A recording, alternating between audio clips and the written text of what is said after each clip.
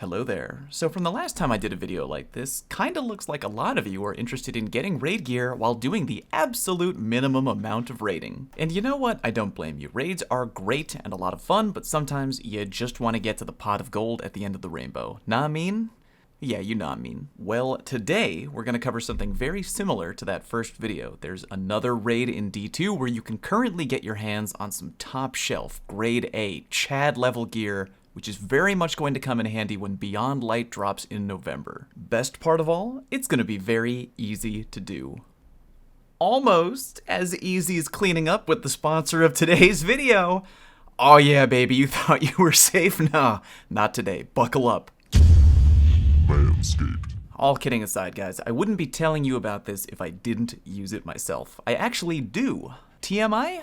Maybe, but who cares? It's a thing we all gotta do, so why be so friggin' taboo about it? Manscaped created the world's first manscaping kit, so you know they're on top of their game. This right here is their crown jewel, the Lawnmower 3.0. It comes in their Perfect Package 3.0 kit.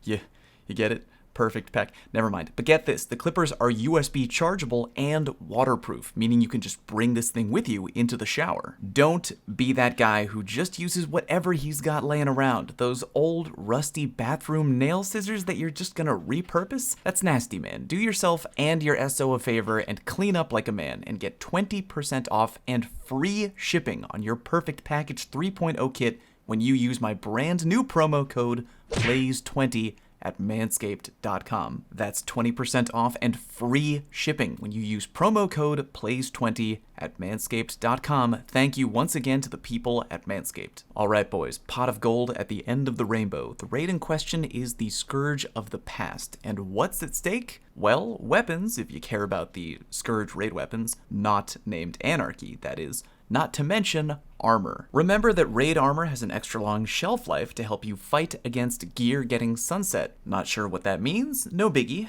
See these gauntlets right here? I got them from Scourge of the Past. They have a max power limit of 1360. That means that they're going to be viable and able to hit the max power cap in D2 all the way through Season 14. Not bad, right? And raid gear can drop with pretty good rolls too, but the thing you really want is something you might not have yet. 4 armor mods: Fallen Armaments, Fallen Invigoration, Fallen Barrier, and Fallen Repurposing. Fallen Repurposing refreshes your grenade ability when destroying a fallen shield. Fallen Barrier grants incoming damage reduction when you're hurt by a fallen enemy. Fallen Invigoration gives you back your class energy when killing a challenging fallen enemy. And Fallen Armaments give you heavy ammo when you kill a fallen with your grenade. I don't know how many trailers you've seen so far for Beyond Light. We are gonna be fighting a lot of Fallen. These armor mods are going to be incredibly viable for upcoming PvE content, so why not go after them now? Especially when they're not very hard to get. The only challenging part is really RNG, i.e. what you're gonna get from the final loot chest. But ain't that always the case? Okay, so here's the deal. The only place these armor mods drop in the raid is from the secret chest that you gotta summon at the end of the Sparrow encounter when you're riding away from a giant burning servitor. You'll notice I said summon. If you didn't know, the chest doesn't pop up automatically. You gotta manually touch 8 switches, or buttons, during the Sparrow encounter. But don't worry,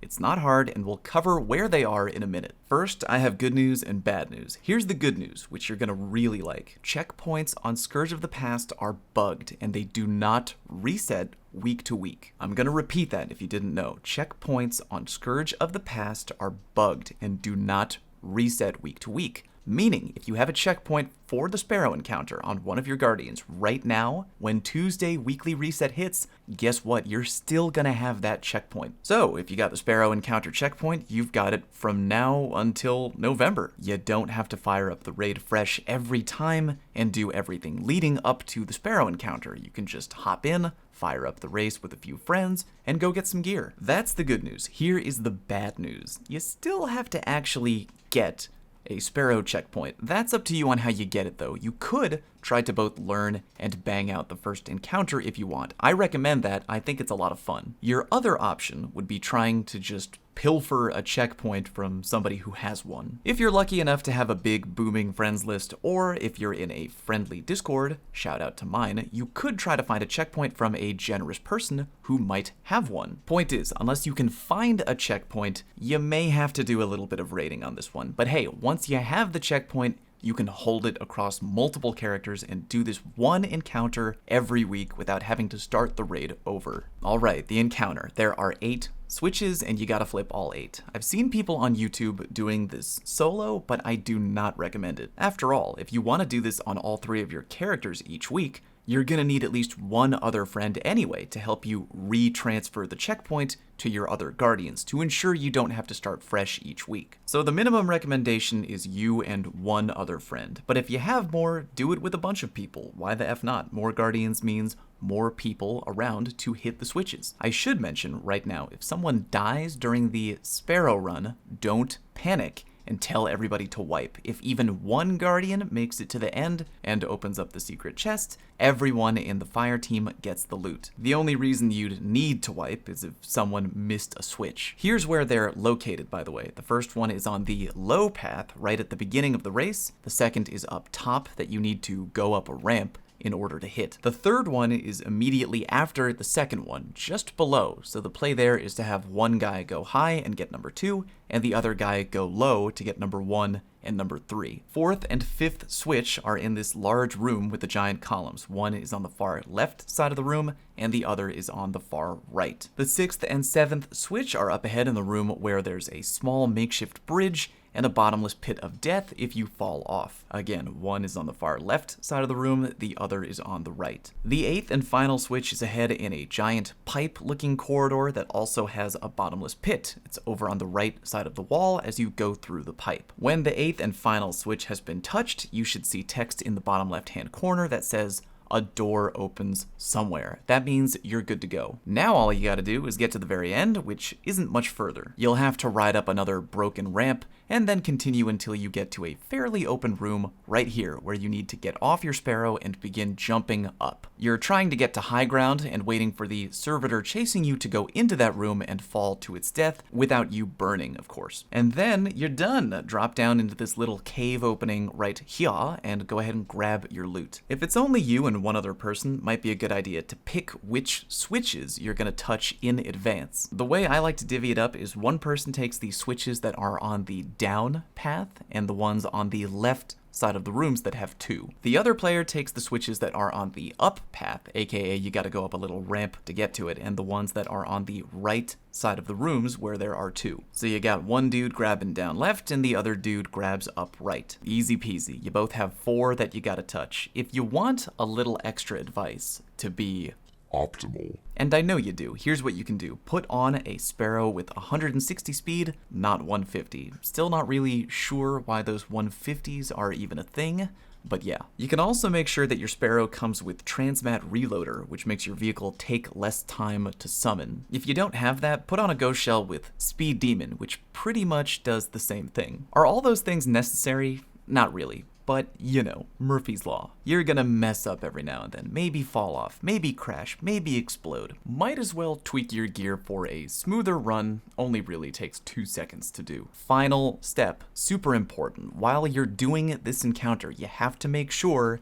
that someone is holding on to the checkpoint at all times. So if you have the checkpoint on all 3 of your guardians and you want to do it on your 3rd, before you do, make sure you take one of your guardians who you've already completed the Sparrow encounter on and have them reacquire the checkpoint. Remember what I told you earlier, the checkpoints are broken and they stay from week to week. What I've been doing is I get the checkpoint on all my guardians, I have 2 guardians complete the encounter. I then load up the checkpoint on my 3rd guardian, and then I have my friend wait in that encounter while I change characters back to my first 2 guardians to reacquire the checkpoint, while I change characters back to my first 2 guardians to reacquire the checkpoint. Remember, you gotta launch the encounter and die for the checkpoint to save. Then you can finish the encounter on your 3rd guardian and boom, you're done. If you want to be safe, reacquire the checkpoint on your 3rd guardian as well, so you are all set on everyone for next week. FYI, I've encountered a weird situation where sometimes I try to load up the checkpoint on a Guardian who has the right checkpoint but hasn't completed the encounter, and sometimes it'll load me